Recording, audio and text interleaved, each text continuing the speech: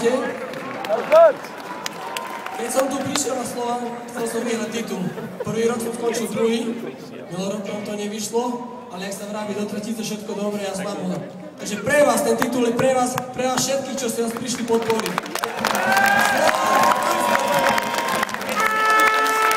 Ešte pán Káľa Sinieve, veľmi cenný gólny, číslo 61, Marek Bardanus!